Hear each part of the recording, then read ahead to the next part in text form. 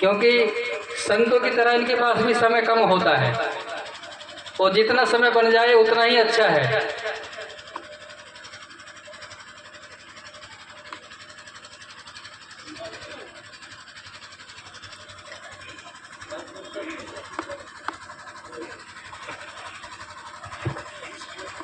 जी जी mic दे रहा हूँ। Hello.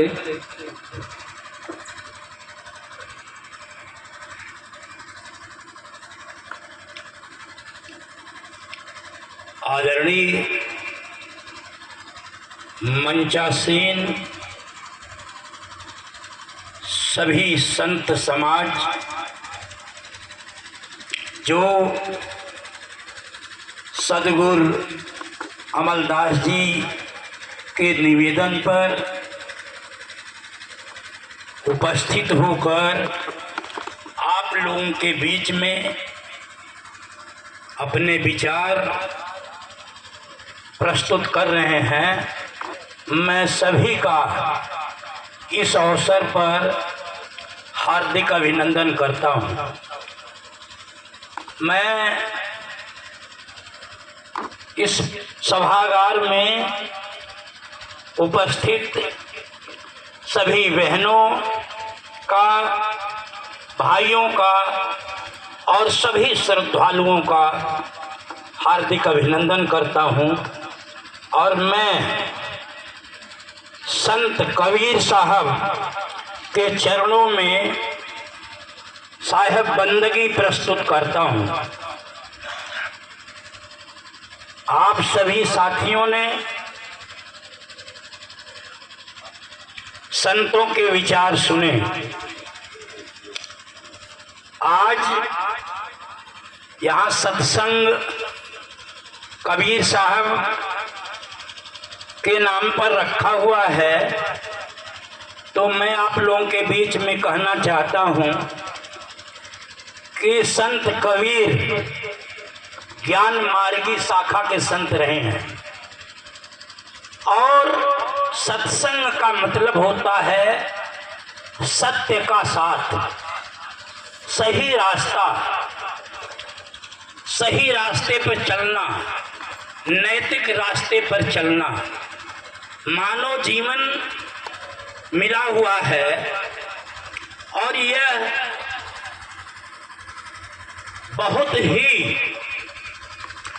हमें फूंक फूंक कर कदम रखना चाहिए, क्योंकि मानव जब शिक्षा प्राप्त करता है समाज के अंदर, और मैं आप लोगों के बीच में ये भी कहना चाहता हूं कि कबीर साहब का तो अनुभव था, उन्होंने तो बस कागज छुयो नहीं, कलम गही ना हाथ। और अगली पंक्ति में का ध्यान देना, उन्होंने कहा कि सुनी सुनाई ना कही, देखन देखी बात। उन्होंने अनुभव किया, जो उनका अनुभव था उसे समाज के सामने रखा और आडंबर जो रूढ़िवाद था, जो पाखंड था, उसके विरुद्ध अगर किसी ने इस देश के अंदर सबसे बड़ा काम किया है तो कबीर साहब हैं, जिन्होंने सब इस देश में बड़ा काम किया। लेकिन आज समाज के अंदर कुछ ताकतें ऐसी हैं जो रूढ़िवाद को लगातार फैलाने में लगी हुई। हम लोगों को, और मेरा संत समाज से भी ये निवेदन है कि हमें जो आडंबर फैलाया जा रहा है, जो अहंकार है यहाँ पर, क्योंकि कबीर साहब ने कहा है, कबीरा गर्व न कीजिए कबहु न हंसिबा कोई, अबहु नाव समुद्र में ना जाने का हो। तो जो अहंकारी ताकतें हैं, जो लगातार समाज के अंदर विभाजन पैदा करती हैं, नफरत पैदा करती हैं, संत समाज ने हमेशा लोगों को मिलाने का काम किया है। सत्संग के माध्यम से हमारा ये संदेश जाना चाहिए कि हम समाज के अंदर सद्भाव, भाईचारा, प्रेम, भक्ति को कायम करें, न्याय और बंधुत्व की भावना को कायम करें, तभी हम समाज के अंदर समानता पैदा करते हैं, समता पैदा कर सकते हैं। कबीर साहब को हम क्यों याद करते हैं? कबीर साहब ने जो समाज का निचला वर्ग था, जो समाज के अंतिम पायदान पर लोग थे, उनके लिए काम किया, उनको रास्ता दिखाने का काम किया। कबीर साहब ने जो मूर्ति पूजा था उसका खंडन क्यों किया? वो जानते थे कि ये जो मानव है ये असली उद्धार इसका करना है, इसे सही रास्ता दिखाना है। तो हम लोगों का ये कर्तव्य है और हम तो आभारी हैं गुरुदेव अमलदास जी महाराज के कि जिन्होंने पिछली बार हमें बुलाया और आज बुलाकर आप लोगों का दर्शन करवाया। मैं तो उनका हमेशा ऋणी रहूँगा कि कबीर साहब के बारे में यहाँ पर जो आयोजन करते हैं, आज कबीर को सुनने और सुनाने वाले कम हैं।